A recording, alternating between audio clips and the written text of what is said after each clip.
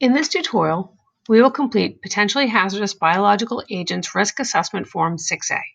This is required for research involving microorganisms, recombinant DNA, fresh or frozen tissue, including primary cell lines, human and other primate established cell lines, and tissue cultures, blood, blood products, and body fluids.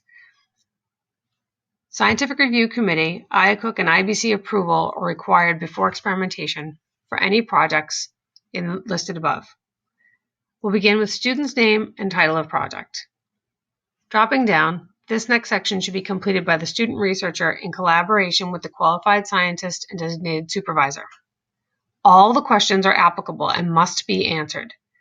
Please do not leave anything blank.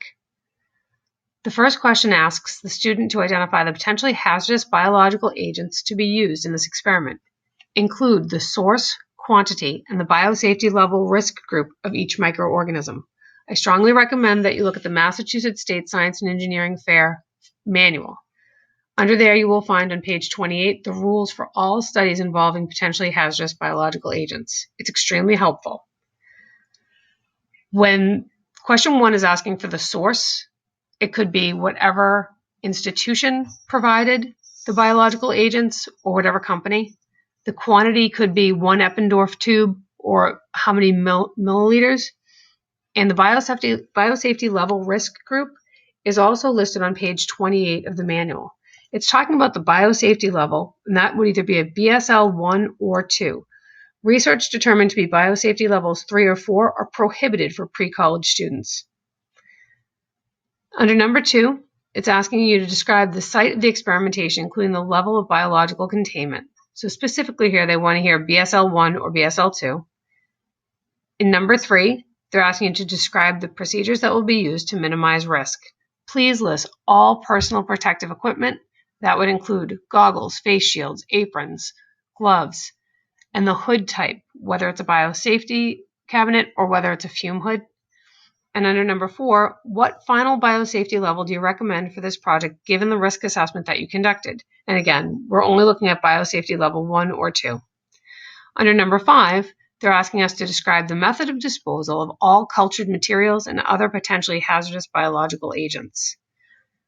The student supervisor or qualified scientist should train the student in how to handle the materials or who to hand them over to when the experimentation is complete for disposal by the institutional setting.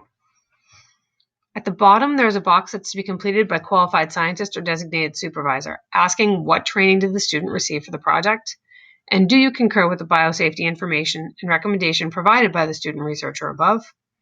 And number 3 is the experience and training of the designated supervisor as it relates to the student's area of research, if applicable. This portion must be completed by the Scientific Review Committee.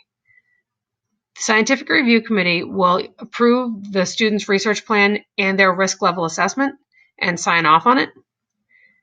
And this will be done before experimentation, and it will also be signed off after experimentation.